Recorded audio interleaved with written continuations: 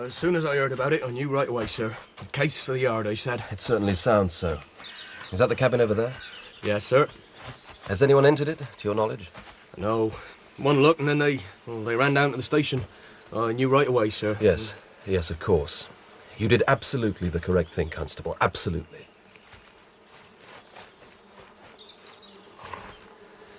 Right. No one is to touch or move anything inside until I have completed my examination. Do you understand? Yes, Inspector Hopkins. Well, let's get to it then. Oh, Lord. Steady now. These flies. The place is like a slaughterhouse. A slaughterhouse.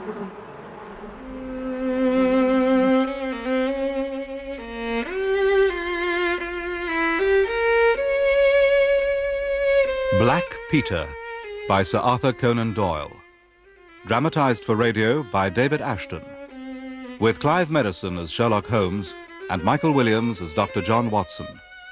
And featuring Alex Norton as Cairns and Andrew Wincott as Inspector Hopkins.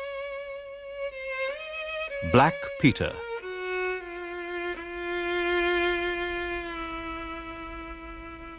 I had never known Holmes to be in better form, both mental and physical, than in the year of '95.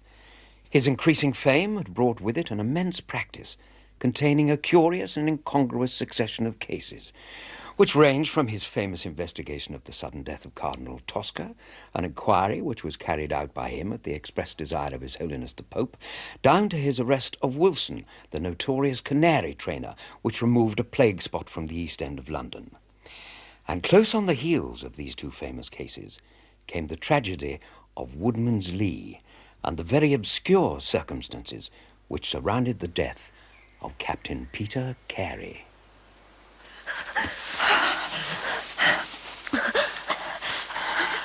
Molly! Where are you, my little lawful wife wedded?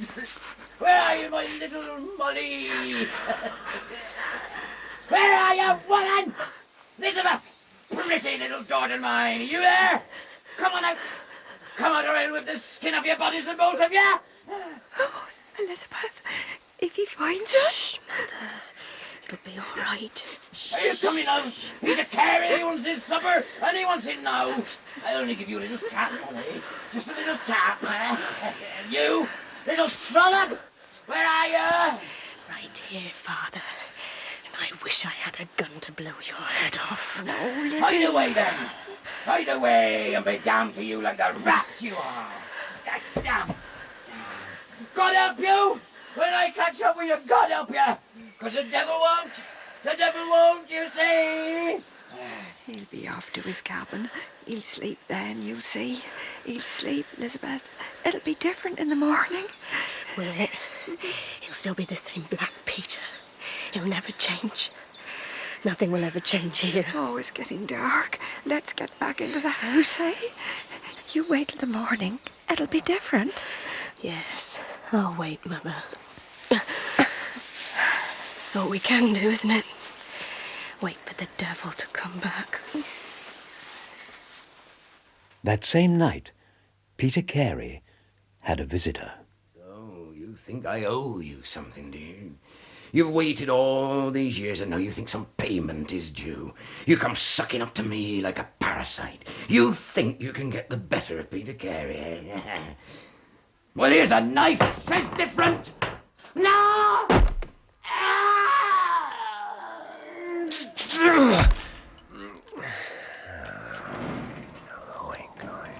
Any doubt, Mr. Holmes? Not at all, no. Harpooning's a skill I've yet to master, I fear. There's more to butchery than meets the eye, sir. Certainly more to this, I'd wager. Dear me. Not much of this poor fellow left. Yeah, nevertheless, Mr. Allardyce, I'm still unable to pierce it through with the one blow. However, last valiant effort. Stand well back, my friend. Not even a master butcher's safe in this arena. My porcine friend. Have at you! Perhaps you ought to try lamb chops, sir.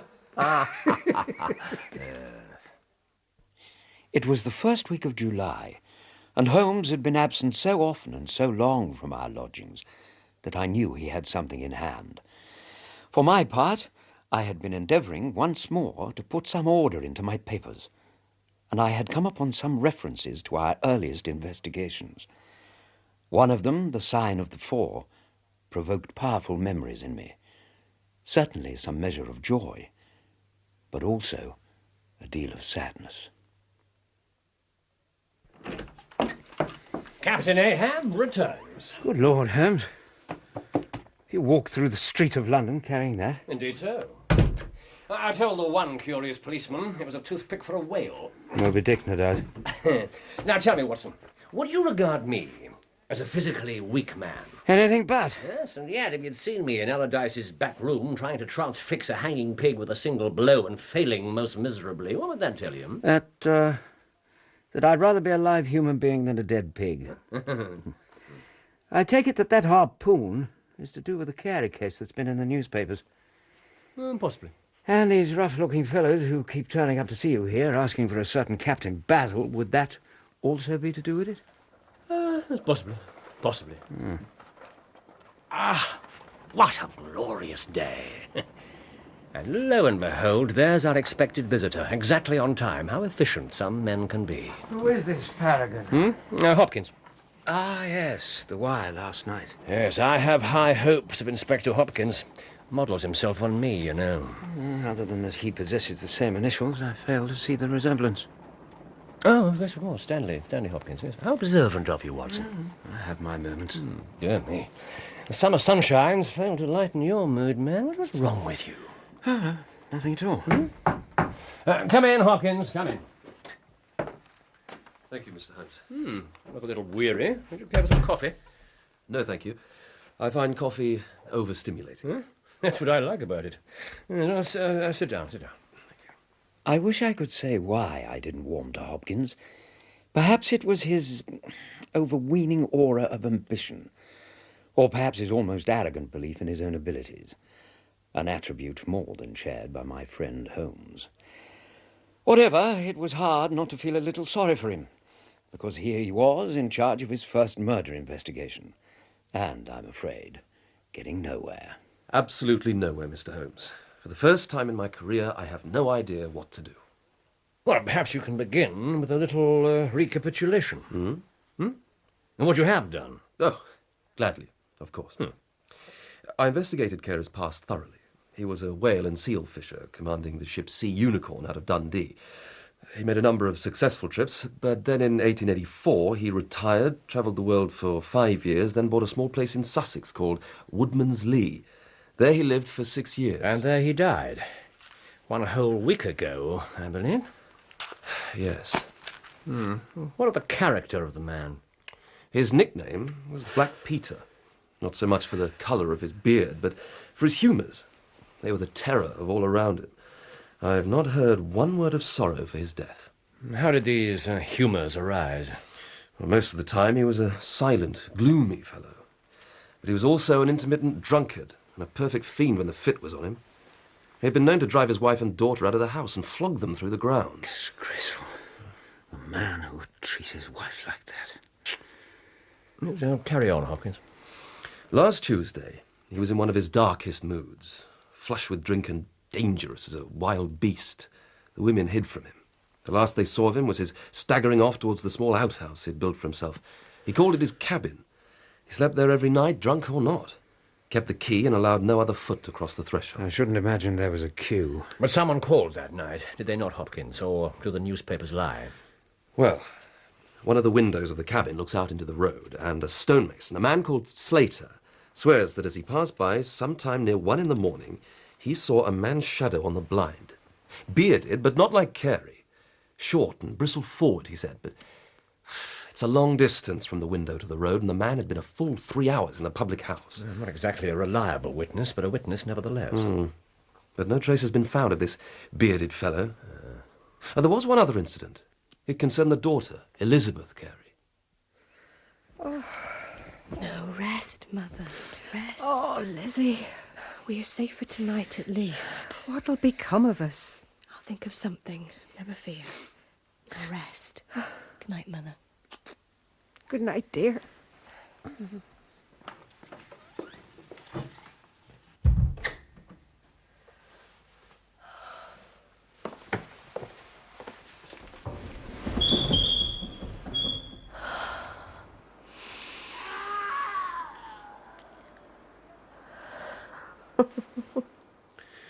So, the daughter heard a scream, she says, but we only have her word for it. Whatever. In the morning, they noticed the door of the cabin lying open. Such was the fear the man inspired, it was a long time before anyone dared to look inside. And what they saw sent them running. What had they seen, Hopkins? I pride myself on my steady nerves, Mr. Holmes, but the place was buzzing like a harmonium. Flies, blue bottles, spinning around in a frenzy. And the blood, it covered the floor and walls. He had it fitted out like a ship's cabin. Maps, charts, a sea chest. On the wall, a picture of the sea unicorn. A captain's room. And there in the middle of it was the man himself, Peter Carey. His face twisted like a soul in torment. His great brindled beard stuck upwards in agony. A steel harpoon had been driven right through his breast, so that it had sunk deep into the wall behind him. Good Lord. He was pinned there. Pinned there like a beetle on a card. Why did you not call for me immediately? Well, I thought I could... Solve it yourself. Yes. In the meantime, a week has passed by. I applied your methods, Mr. Holmes, religiously. Every inch of floor and the ground outside I examined with supreme attention. There were no footmarks. Meaning you saw none? There were none. My good Hopkins, I have investigated many crimes, but I've never yet come across one which was committed by a flying creature. Now, there must have been some objects that you failed to overlook, surely. Of course. Well, to start with, the harpoon with which the deed was committed had been snatched down from a rack on the wall, and it seemed to me to establish a certain non-premeditation, as if the murderer had seized the first weapon to hand. Also, a bottle of rum and 2 dirty glasses on the table suggested that Carey may well have been keeping an appointment with the murderer. Do you see? Was there any other spirit in the room? Whiskey, brandy, both untouched. Whiskey, brandy, yeah, that's interesting. So, Hopkins, you may tell me the rest of your discoveries on the train. Train? Well, I assume you'd like me to come down and have a look at all this? Well, that indeed would be a weight off my mind. What? The country air may invigorate you? I shall come along, though I need no invigoration, thank you. But I'll tell you one thing, Holmes. Yes, what's that? Whoever killed Peter Carey may well have done the world a favour.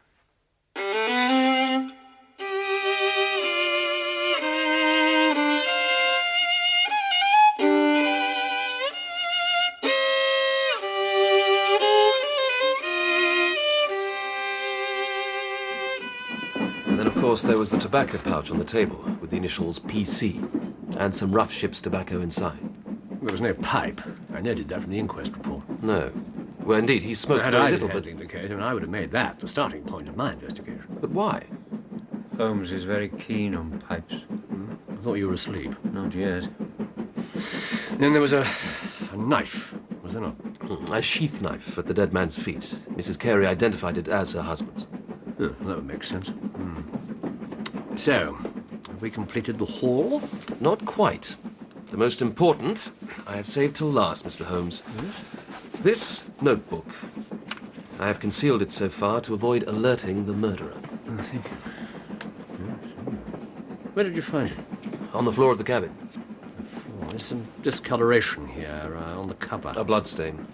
Bubble below. On the side next to the floorboards. Yes, proving, of course, that the book was dropped after the crime was committed. Our deductions coincide, Mr. Holmes. Indeed. You will observe on the first page the initials JHN. On the second page, CPR. The other pages have various columns of signs and figures. What do you make of them? Well, they appear to be lists of stock exchange securities. JHN may be the initials of a broker. CPR, perhaps, is a client? No. Try Canadian Pacific Railway. Oh, of course. My father had a few shares in it. Oh, what a fool I've been. Well done, Watson. Thank you, Hopkins. So, JHN are the only initials we have left to solve. Those of the murderer. Yes, possibly. And if these lists relate to valuable securities, we may now have a motive for the murder. The game's afoot, Mr. Holmes. Is it?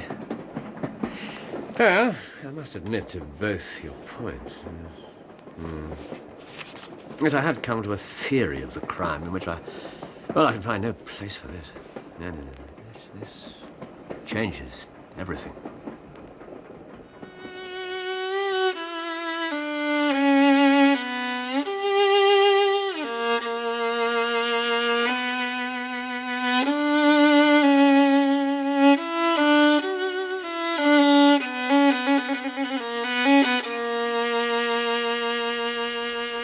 I'm sorry, gentlemen, but my mother is too ill to receive visitors at present. And I am sure in any case there is nothing left for us to tell you. Just one thing, Miss Carey. This scream in the middle of the night. I heard it. Loud. Then why not answer it? Father often let out the most fearful yells. One got used to them. You have my sympathies. It must have been very difficult. Difficult? Yes, I suppose it was. I formed an attachment with a young man from the village, Robert Harnsworth. When my father found out, he called me the most vile names and beat Robert so badly. Would you like me to show you to the cabin? No. No, thank you. Shall we, gentlemen? When all this is over, I shall have it raised to the ground, the cabin. And in its place, I shall plant some rhododendron bushes. Where them? I like rhododendron bushes, Mr. Holmes. Don't you? What do you think to Miss Carey, Watson? She seems to have been under a great deal of strain. Yes. Mr. Holmes, come and have a look at this. I was just about to open the door, but look. Someone's been tampering with the lock. No doubt about that. There's some marks on the window here as well. Huh? Let me see. Yes, tried to force it. Failed on both occasions. Very poor sort of burglar. I could swear these marks weren't here yesterday evening. Yes, then fortune's been rather kind to us. What do you mean, Holmes? Elementary. The person will undoubtedly return. Indeed, elementary. And bearing something larger than the blade of a small penknife. So it will be our fault we're not here to receive him. Now, Hopkins, if we may use a more reputable means of entrance, let us examine the lair of Black Peter. Most of the traces of the tragedy had been removed, but there were patches of dark reddish stain where the blood had soaked into the wood. For 2 hours, with the most intense concentration, Holmes examined every object inside the cabin, though I could see from his face that the search was not turning out to be a successful one. Have you taken anything from the shelf, Hopkins? From beside the ship's logs here? No, nothing. Yes, there's less dust on the corner of this shelf than elsewhere. Yes, something's been removed. Yes, maybe even a book on its side. Yes, more likely a small box. What are you doing, Watson? Oh, I'm just trying to free this fly. It's still alive, you see. Leave it, Watson. It's met its fate in that spider's web, and let it be. Peter Carey met his fate in this room, and so's the fly. Getting very philosophical in your old age, Holmes. There. Buzz, buzz. Off he flies. And fate can go and jump in the river. Well, on your own head, Beard. So, I can do nothing more here. Let's walk in the woods, Watson. Give some time to the birds and the flowers. I'll stay here on guard, in case our visitor returns. By all means, Hopkins. But I fear it'll be nightfall before that happens. Better safe than sorry, Mr. Holmes. Indeed. Couldn't have put it better myself. Well, Watson, have you changed your opinion on our Mr. Hopkins? He seems enthusiastic enough, I suppose. Damning with very faint praise. And on such a beautiful day as well. Yeah. I'm sorry if I've been a bit out of sorts recently, Holmes. Not at all, my dear fellow. Think back. This time of the year. Almost to the day, 7 years ago. When I first met Miss Mary Morstan, who later did me the honor of becoming my wife. Yes, of course. Her death, well, I keep remembering her standing alone in our sitting room. So brave, so unaffected. Memory can play the very devil with you sometimes. Yes, I'm sure it can. But we must learn to live in the present, Watson. However painful. Accept our fate, huh?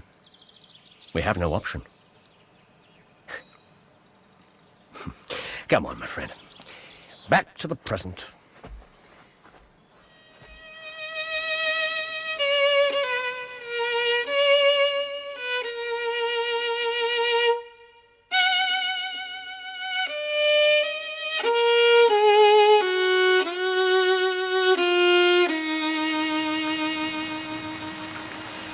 I still think we could have waited inside the cabin, Mr. Holmes. Nonsense. There's no place to hide there. The important thing was to be able to observe what the object of this man's visit is. If he comes at all. I think our fly is approaching.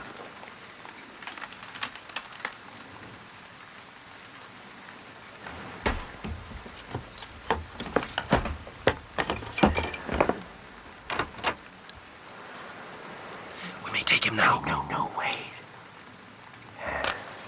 That's it, my friend. Light up your candle. Let's have a look at you. He seems rather ill at ease. A very frightened sort of burglar, I'd say, Holmes.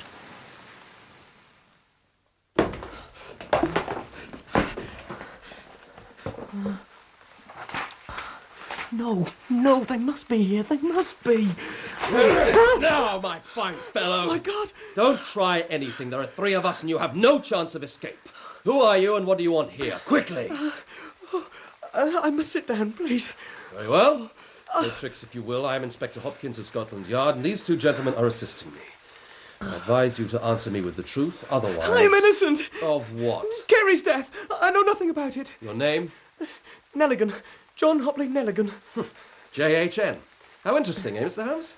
What are you doing here? May I speak in confidence? Certainly not. Then why should I tell you? Because if you don't, it will go very badly with you. But I'm innocent. Come along, on your feet. No, wait. I'll tell. Yes, I'll tell.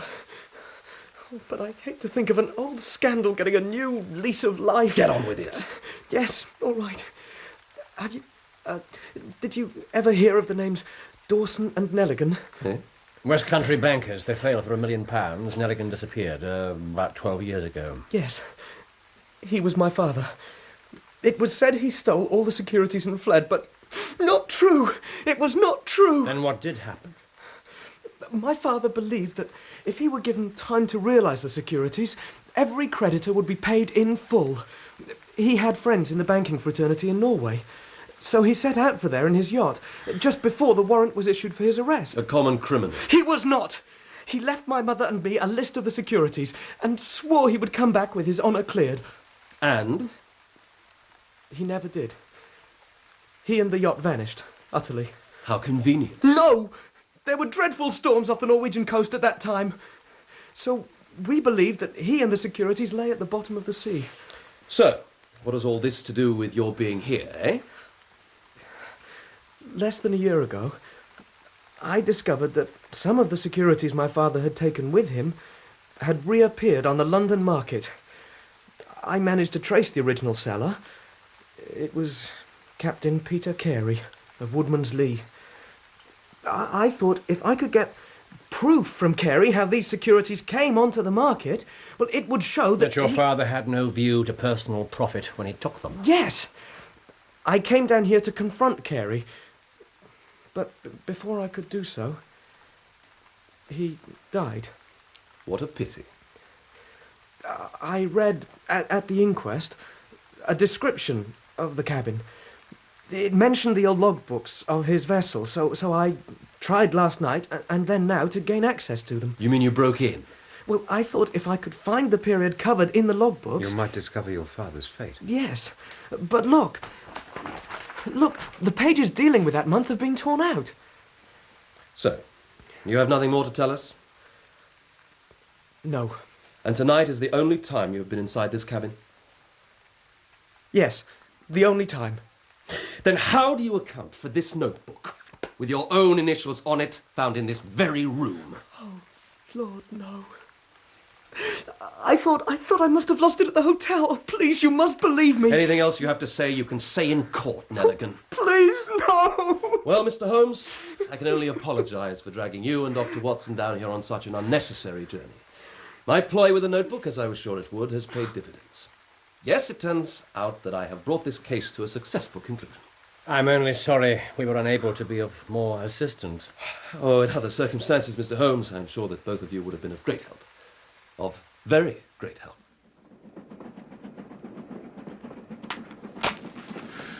Tell me, Watson. What do you think of the Carey case? All wrapped up, surely. Thank you, Watson. You're a very great help. Now, I think you're not completely satisfied with Mr. Hopkins' solution. One should always look for a possible alternative and provide against it. That's the first rule of criminal investigation. I'm very disappointed in Stanley Hopkins. Let's see if the Morning Post can provide a few answers. Nothing there. Ah, yes, excellent, excellent. So, yes, my alternative develops apace. Watson, have you telegram form? Yes, over here. Yes, 2 messages, if you please.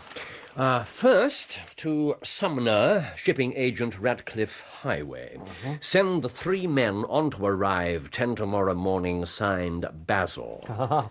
Captain Basil once again, Yes, huh? second message to Inspector Stanley Hopkins. Important, be here tomorrow morning, 9:30. A necessary journey.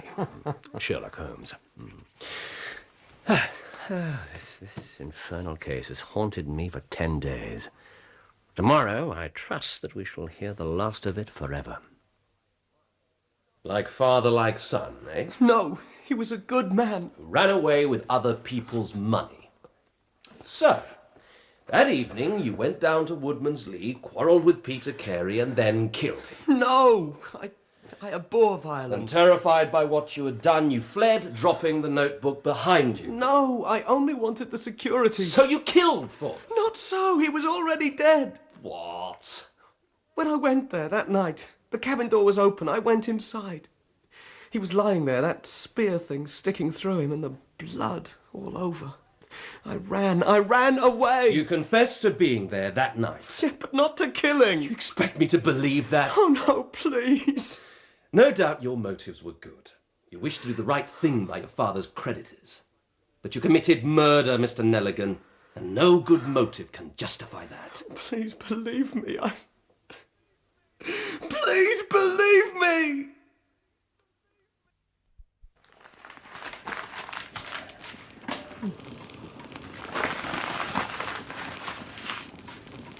Lizzie? What are you doing, love? Nothing really, Mother. See? His captain's papers, see? No, he no longer exists, Black Peter. Oh, Lizzie. By the way, we're having a visitor this afternoon. Who? Robert Harnsworth. I've asked him for tea. But what about your Oh. Yes, no longer exists. I never stopped seeing Robert, you know. I've been meeting him secretly. He's been of great assistance. A tower of strength. So, Nelligan is as good as confessed, and the case is over, Mr. Holmes. Over and done with. You believe your solution to be the correct one? Oh, it must be. Tell me, Hopkins, have you ever tried to drive a harpoon through a body? Even a hanging pig, for instance? I don't follow. It's no easy matter and demands a strong, practiced arm. The blow which killed Peter Carey was delivered with such force that the head of the weapon went straight through him and deep into the wall behind. My dear sir, you must pay attention to these little details. Do you honestly imagine that anemic youth Nelligan capable of so frightful an assault? He couldn't drive a knife through butter. Exactly. Is he the man who hobnobbed in rum and water with Black Peter in the dead of night? No, Hopkins. It is another and more formidable person we must seek. I admit the strength of the blow may be a slight drawback. Slight. But Nelligan was there that night, and I'm sure I have enough to satisfy a jury. I have laid my hand upon my man. Where is yours? I rather think he's waiting on the stairs. I shall avail myself of these handcuffs, Watson, and I advise you to keep your revolver near to hand. Mrs. Hudson, will you show the 3 gentlemen up, please, one by one? And now that the scene is set, let us hope we find the actor who fits the part. Come in. Morning, sirs. I'm searching for Captain Basil. I am he. Your name? James Lancaster, sir. I'm sorry, Lancaster, but the berth's been filled. Oh. Here's half a sovereign for your trouble. Oh, thank you very much, sir. Thank you. Thank you very much. Lancaster was a small pippin of a man with ruddy cheeks and white whiskers. The second fellow was a long, dried-up creature whose name was Hugh Pattins. He also received his dismissal and a half-sovereign. The third applicant was a giant of a man with a fierce bulldog face framed through a tangle of hair and beard. He dwarfed all of us in the room as he stood there, twisting his cap in his powerful hands, when Holmes asked him for his name. Patrick Cairns, sir. Harpooner? Yes, sir. 26 voyages out of Dundee. Ready to start with an exploring ship? I am that. The wages are £8 a month. Aye. Have you your papers? I have them here. Yes. They seem to be in order. Here. Yes, you're just the man I want. The agreement's on the side table over there, if you'd be good enough to sign it. I'm sorry, sir. I'm not much with a pen. Where do I put my mark? Just there. God, what is that dirty twister? I'm a police inspector, man. Let go your hold. And no doubt you recognize this, my good fellow. A service revolver, pointing more or less at your temple. Now, draw back, if you will. Curse you! No doubt. But my friend Watson here is an ex-army man and so totally impervious to curses. So why don't you just lean yourself back on the carpet? There's nowhere else you're going to go. You all right, Hopkins? Just a bloody nose, but stop. Well, your pain will be assuaged, no doubt, by the fact that I've brought your case to a more satisfactory ending. But how? Oh, I should never have forgotten. I am the pupil, you the master. But even now I don't see what you've done. What does it signify? That you should never lose sight of the alternative. Precisely. You were so obsessed with young Nelligan that you could not spare a thought to Mr. Cairns here, the true murderer of Peter Carey. Now see here, mister. I killed Peter Carey, not murder. There's a difference. Then let us hear it. I knew Black Peter too well. I was ready, all right. It was him or me. How came you there in the first place? Yeah. Oh, it all began in '83. Here, help me sit up so I can speak easier, eh? All right. But no tricks. There's not much danger of that, is there? So, '83. Aye. August. Peter Carey was master of the Sea Unicorn. I was harpooner. We were caught in some damned rough seas off the Norwegian coast. We picked up this little craft. There's only the one man on it. A landsman and near done in too. The craft was smashed to pieces. All the baggage he had with him was this one tin box. Nelligan, of course. What happened to him? He disappeared. Second night in the ship and he disappeared. Fallen overboard in the heavy weather. No sign of the tin box either. Lost at sea, eh? And nobody asked any questions, so back we went to Dundee. What happened next? Peter Carey disappeared. That's what happened. Right out of the blue he did it. Disappeared, eh? Come into some money, they said. But you kept a lookout for him, I'll wager. Aye, I did. For many a long year. Yes, and why? Because I saw something in that second night that nobody else did. Have a bad thirst on me here. There's some coffee. Have you nothing stronger? No rum of sorts? No, afraid not. Coffee. I'm afraid you'll have to carry on unslaked, Mr. Cairns. Aye, so be it. Well, not long back, I finally found out where Black Peter was, through a sailor man he'd met up with in London. So I went down to see him, in his country retreat. Morning, Skipper. Fine place you have here. A very fine place. What the hell are you doing round these parts? Oh, I just came to say hello to an old shipmate. Is that so? Aye, I thought we could have a few yarns together, talk over old times. Well, you see, nowadays things are hard, Skipper. No like when you made your fortune. Aye, times are hard now. That's too bad. Oh, good day to you. I was there when you did. What? Make your fortune. Oh, the sea does take it out of a man. And as I say, times have been hard. Money's short. Money's always so short. Unless you come into some fortune. Well, I couldn't countenance an old friend in such straits, could I? So now, you see my cabin over there? A fine-looking place. You come visit me there this evening. I see you all right. That's kind of you, Skipper. Out of the goodness of his heart. So, you went back that evening? I did. He was waiting for me in the cabin. 3 parts drunk and in a vile temper, though he tried to put a smile on his ugly face. He bade me drink up the rum, smoke my baccy, and we yarned for a bit. But the more he drank, the less I liked the look in his face. He took out a knife, started whittling at a piece of wood. I spotted the harpoon up on the wall from the Sea Unicorn it was, at its name. And I thought I might have need of you, my friend, before this night is out. So, money you want, eh? Just to tide me over, like. I suppose you drunk all yours. I'm not sure the pot should call the kettle black there, Skipper. Don't you get insolent with me, man.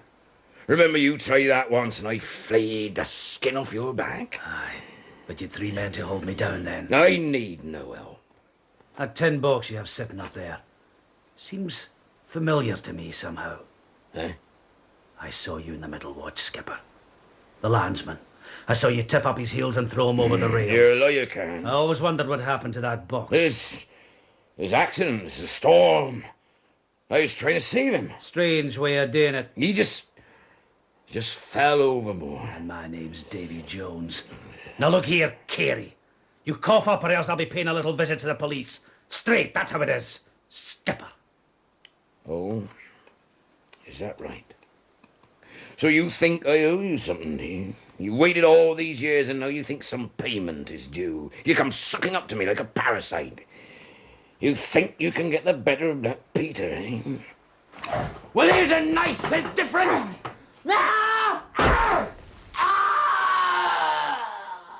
Even now I can hear that scream.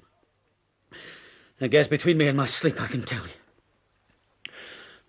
So, I stood there for a minute with his blood splashing all round me. Then I took the $10 from the shelf while I had as much right to it as him. And I got myself out of there.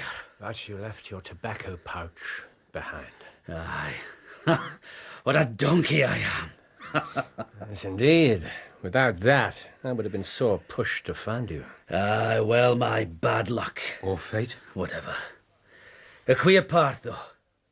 I just got out the hut when I heard somebody coming, so I hid in the bushes. A man comes along.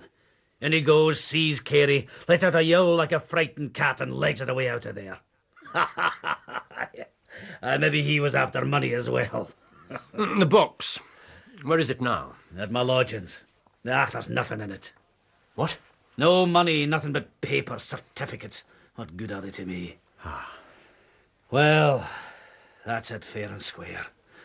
And I say that if I killed Black Peter, the law should give me thanks for I saved them the price of a hempen rope. It may fit round your own neck. We'll see about that, Mr. Inspector. Hopkins, I think it's time you remove Mr. Cairns here. He occupies too large a portion of our carpet. Yes, of course.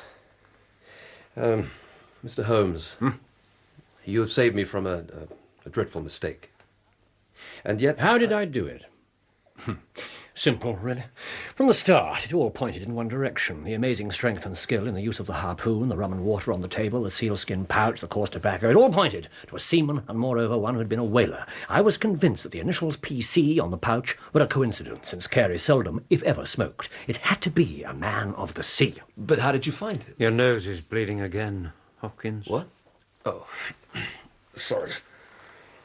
But how? Elementary. The only ship Carey ever commanded was the Sea Unicorn. Our man had to be a member of that crew. Now, before you consulted me, Hopkins, and merely from reports in the newspapers, I'd already spent 3 days in wiring to Dundee. At the end of that time, I'd ascertained the names of the crew of the Sea Unicorn in '83. When I found the name of Patrick Cairns among the harpooners, my research was nearing its end. I spent some days in the East End devising a tempting Arctic expedition under the name of Captain Basil, because I was certain that my man was still in London and would be desperate to leave the country, and behold the result. Wonderful. Sherlock Holmes is indeed the master. I cannot thank you enough, sir. And you, Dr. Watson. You must think me all kinds of a fool. No, just the one kind. Come along, Cairns. One thing, Hopkins. I think some form of apology to young Nelligan might be in order. Undoubtedly. Of course. Come along now, man. So Sherlock Holmes, eh? Well, at least I was catched by the best. There was a deal of provocation. You may be lucky with the jury, Cairns. Luck! You'll need more than that. I should have broken your nose, not just bloodied it. Goodbye, Mr. Holmes. Goodbye, Dr. Watson. Hopkins? I shall be in touch with you shortly. As soon as I can. I doubt it. You'll be too busy taking the credit. So, Watson, all's well that ends well. Wouldn't you say? Yes, I suppose so. It won't help that poor devil at the bottom of the sea very much, but as you say, Holmes, we must live in the present and make up for the past as best we can.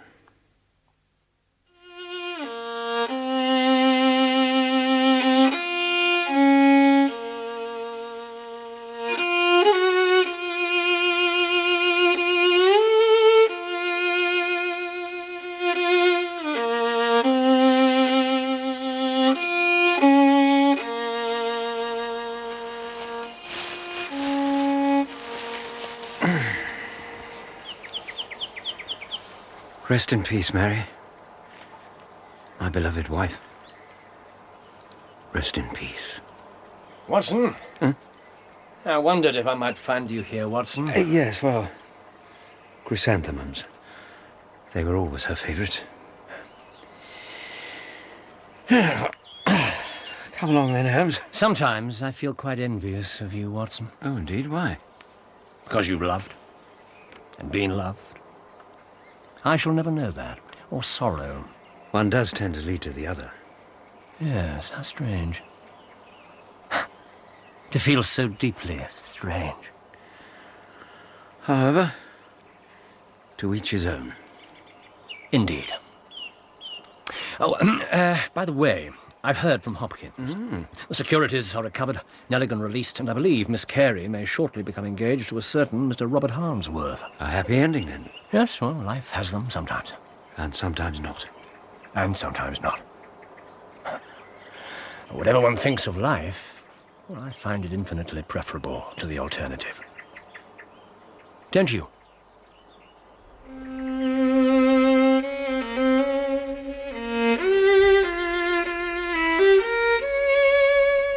In Black Peter, Sherlock Holmes was played by Clive Medicine and Dr. Watson by Michael Williams, with Alex Norton as Patrick Cairns and Andrew Wincott as Inspector Hopkins.